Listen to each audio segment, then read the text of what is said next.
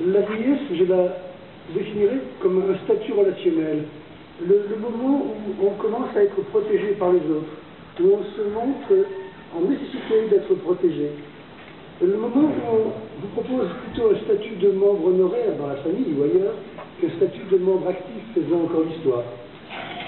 Le moment où je me sens moi-même comme un immigré dans le temps, et où j'ai tendance à dire de mon temps, de mon époque, où on a tendance à dire à d'autres qui étiez-vous, que faisiez-vous, et non pas qui êtes-vous, que faites-vous. Et parfois j'ai le sentiment de ne pas vivre dans le pays dans lequel je suis né, d'être dans un pays étranger où beaucoup de choses ont changé, le rapport à l'autre, le rapport à la loi, le rapport à la femme, le rapport à l'argent, le rapport à des tas de choses. Les règles du jeu ne sont plus les mêmes. Mais dans le même temps, je vais vous dire une chose et son contraire, l'esprit, lui, n'a pas d'âge. Je peux me sentir très gamin, et même faire le gamin. Seulement, progressivement, le corps, lui, va trahir. Il y aura des modifications d'aspect, cheveux blancs par exemple, des modifications de capacité, et puis bien sûr, la recherche d'artifices pour compenser. On s'habille peut-être avec une chemise noire pour ne pas montrer un peu trop d'embonpoint, etc. Et puis il y a les problèmes de vécu de vulnérabilité physique. Avec l'apparition des premières boîtes de médicaments à prendre tous les jours, et qui sont sur le buffet, du coup, pour ne pas oublier. Et puis, il y a aussi la discordance entre l'image investie par nous et la réalité. On ne se représente pas soi-même, peut-être, comme les autres le voient. On peut même aussi se sentir devenu étranger à soi-même, ou en tout cas, étranger à ce qu'on désire être ou croit pouvoir encore être. On risque de le devenir. Et puis il y aura des pertes à assumer.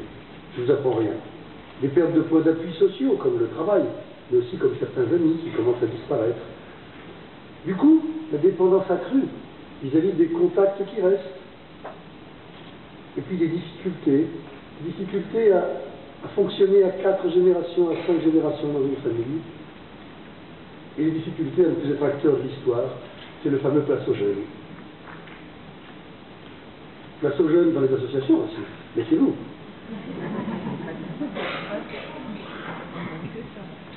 Et il y aura l'impact du regard des autres sur celui qui vieillit. Et notre vision de la vieillesse et des rôles dévolus aux aînés risque d'être une vision, je vais employer un mot un peu savant, défectologique. On va le regarder comme étant défini par ses pertes, ses défauts, ses défaillances. C'est dangereux.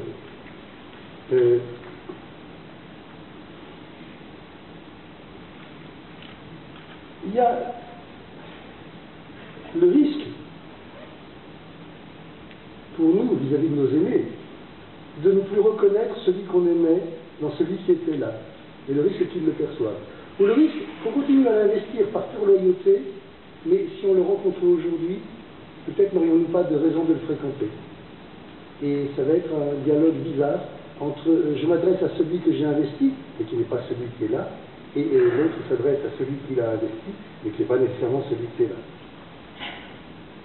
Autre risque, c'est l'incapacité de nous identifier, nous, aux grands dépendants. Ces grands dépendants dont on risque de ne pas percevoir qu'ils ont une vie affective, consciente et inconsciente, et qu'ils ont, malgré quelquefois leur trouble du comportement, qu'ils ont à leur façon des perceptions et des conduites adaptées. Et le risque aussi de sous-estimer le besoin très légitime de compter des grands vieillards, et ce besoin de compter, d'attirer l'attention, est peut-être ce qui explique beaucoup de leur conduite. C'est un risque. Et puis j'ai gardé peut-être le meilleur pour la fin, ce sont les dégâts de l'adhésion à l'utilitarisme. Vous en parliez tout à l'heure, madame. L'utilitarisme, c'est de dire tu n'as de valeur que par tes œuvres. Tu ne sers plus à rien. Mais est-ce qu'il va servir à quelque chose pour avoir le droit de vivre, pour avoir le droit d'aimer et d'être aimé? Et pour moi, c'est pas tout à synonyme. Méfions-nous, parce que ça va nous amener à définir les grands vieillards comme des bouches inutiles. Pire, ça les amène souvent, eux, à adhérer à cette vision Nous sommes des bouches inutiles. Et vous voyez, de là à dire pourquoi les nourrir, ces bouches inutiles, il n'y a qu'un pas. Et je crains personnellement que cette société utilitariste, avec l'adhésion des grands vieillards à cette façon de voir les choses, soit catastrophique pour la valeur même de notre société. Vous voyez ce que je veux dire? Je ne développerai pas plus. Mais quand même, il y a une tentation euthanagique de conserver. Et puis alors, je vais parler de choses plus réjouissantes, bien sûr. Ce sont les dangers du mal vieillir. Et je vous rassure, après je parlerai de la possibilité de bien vieillir. Alors, effectivement, dans le mal vieillir, vous le savez tous, il y a les préoccupations exagérées de santé. J'ai mal ici, j'ai mal là. Docteur, examinez-moi. Êtes-vous bien sûr d'avoir regardé partout? Il y a le repli sur les rôles familiaux, c'est dangereux. Le repli sur le domicile, c'est compréhensible, mais ça peut être aussi dangereux. Il y a la dépendance affective vis-à-vis de tel ou tel, et la demande accrue d'attention. Quelquefois même, ça va jusqu'à l'abandonnisme. C'est-à-dire une espèce de harcèlement affectif d'autrui dans lequel on le culpabilise. Il y a la vie par procuration, c'est-à-dire, après tout, ça n'est pas catastrophique, c'est je n'ai plus de joie par moi-même, mais j'en ai par personne interposée. C'est la vie de mes petits-enfants qui va peut-être m'apporter quelque chose. Mais c'est aussi mes héros de feuilleton auxquels je m'identifierai, et qui vont me permettre d'avoir une vie dans ma tête. Pourquoi pas? Ça, c'est pas totalement négatif. Mais ce qui sera plus embêtant, c'est l'absence de nouveaux investissements. L'absence, la difficulté à créer de nouvelles relations et la difficulté à créer de nouveaux centres d'intérêt. Et puis, en toile de fond, une atteinte sourde, sournoise de l'estime de soi. Et ça va créer des dégâts. Ça va être la porte ouverte à la dépression. On va en parler dans un moment. Toujours dans ces dangers du mal vieillir, eh bien, il y aura la réduction de nos possibilités d'adaptation, voire un risque de désadaptation. Ça se voit quand on prend le train. Les gens qui n'ont pas pris le train depuis longtemps, on les repère, ils sont paumés, comme on dit.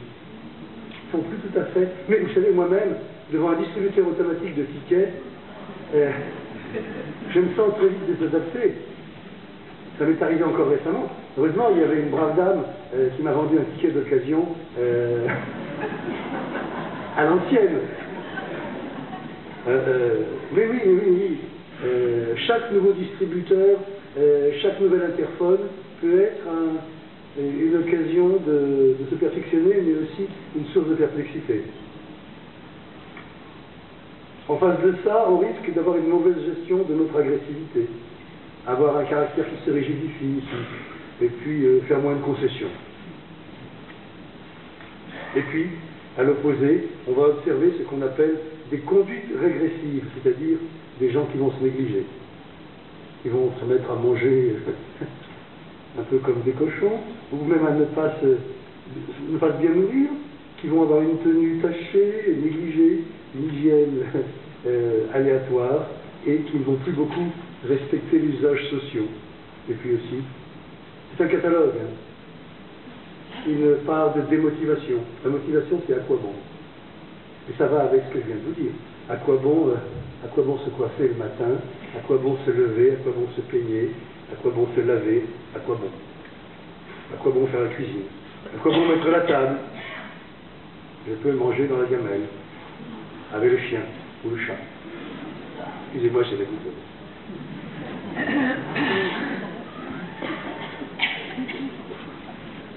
Sans doute une façon de pleurer sur mon sort. Je n'en suis pas tout à fait là, mais des fois j'y pense. Ça me tente.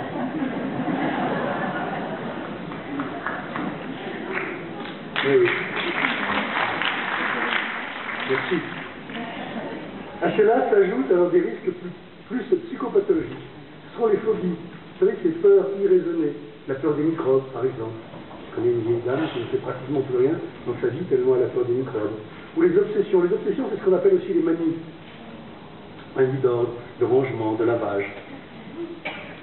Et puis l'abandonnisme, je vous en ai parlé tout à l'heure, dépendance affective, pathologique, culpabilisante, dramatique.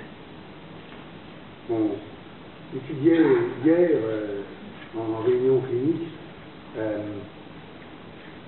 le cas d'un monsieur qui appelle les pompiers, qui appelle tout le monde, qui appelle longueur de journée, qui est dans l'appel en permanence, parce que rien ne le rassure. Un grand de plus, la dépression. La dépression avec le risque de suicide. 4 fois plus d'hommes de 75 ans et plus meurent par suicide que d'hommes de la tranche de 15 à 25 ans. Ils ne se loupent pas. Sans doute ont eu de l'expérience, je ne sais pas. Et puis il y aura l'hypocondrie, vous savez, toutes ces manifestations douloureuses, sans cause organique décelable, que les médecins redoutent. Il y aura aussi les maladies psychosomatiques, mais rien de pire que quelqu'un qui a toujours mal quelque part, qui est persuadé que c'est grave, et qui quelquefois va avoir quelque chose de grave. Un jour, il aura quelque chose de grave. Tous les médecins le savent. Il faut toujours vérifier, parce que derrière cette plainte, c'est une plainte anxieuse, il peut y avoir d'abord une véritable souffrance, qui doit être prise en compte et en charge, et puis le risque qu'un jour, une maladie organique passe inaperçue. Un degré de plus, les manifestations délirantes, manifestations de persécution. Alors, la persécution à minima, c'est quand je ne retrouve pas mes clés, j'ai dit on me les a prises. Mais il y a plus que ça. Il peut y avoir de véritables délires persécutoires et aussi de véritables hallucinations. C'est des gens qui entendent des voix, qui la nuit entendent des insultes et vont taper à toutes les portes dans la maison, dans l'immeuble. Un degré de plus, la tendance confusionnelle, là c'est la grande angoisse avec des hallucinations, et quelqu'un qui est complètement perdu dans l'espace, qui erre dans un rêve éveillé et qui va se perdre, et là étant vraiment en danger. Autant ce qu'on appelle le dément, terme impropre, disons les maladies de la cognition, les maladies de la mémoire, autant elles permettent encore les conduites adaptées, autant le confus, lui, est en danger. Peut se tromper entre la porte et la fenêtre. Je n'ai jamais vu un malade d'Alzheimer se tromper entre la porte et la fenêtre. Ils savent trouver la porte, celle qui va sur la rue, pas celle qui va sur le jardin. Là, je ne les intéresse pas. Mais celle qui va sur la rue, il la cherche, il la pose, il la secoue. Il n'y a personne pour parler avec eux. Mais un confus, lui, peut se tromper, vraiment. Il est en danger. Je dis toujours, le confus va se faire écraser dans la rue. Le dément va mettre 5 minutes à traverser, c'est-à-dire qu'il finira par traverser au feu rouge, mais avec précaution, et puis le délirant, lui, va faire la circulation au coin de la rue. Voilà à peu près comment on peut le différencier. Et puisque je vous ai parlé de maladie de la cognition, eh bien effectivement, un des risques du grand âge, c'est la décompensation cognitive, dans un contexte neurologique fragilisant. Ce sont les maladies de la mémoire, notamment la maladie d'Alzheimer. La neurologie ne suffit pas. À neurologie égale, on n'a pas obligatoirement des décompensations identiques d'une personne à l'autre. Il semble que, bien sûr, en moyenne, il y a une corrélation entre les lésions et la défaillance cognitive, mais il y a aussi des gens qui ont beaucoup de lésions et les défaillances cognitives beaucoup plus tard que les autres, et l'inverse. Donc ça n'explique pas tout. Voilà pour le catalogue des horreurs. Essayons maintenant de voir quand même à quoi ça peut servir un vieux. Ben, déjà, il y a la question donc, des tâches de fin de vie. On peut parler des tâches de fin de vie. La première me semble être se mettre en cohérence, je les déclinerai une par une. L'autre est de laisser une trace. Une autre est de continuer à prendre le risque de la vie, tout en sachant qu'on constitue toujours, malgré soi, une référence pour ceux qui nous suivent. Et puis, on pourra voir ce qu'on pourrait appeler un vieillard résilient. Qu'est-ce qu'un vieillard résilient? Je ne suis pas sûr d'avoir fait le tour de la question, mais je pense qu'on aura un petit débat après. Alors, se mettre en cohérence, c'est un travail difficile. C'est un travail difficile parce que il y a toujours des situations problématiques à régler chez chacun de nous. Des situations problématiques à régler pour se réconcilier avec soi-même, et puis peut-être se réconcilier avec d'autres. D'autres qui sont encore vivants, ou d'autres qui nous ont quittés. Nos parents, par exemple. C'est pas parce qu'ils nous ont quittés que le travail de réconciliation est terminé. Et puis il y a un autre travail qui est peut-être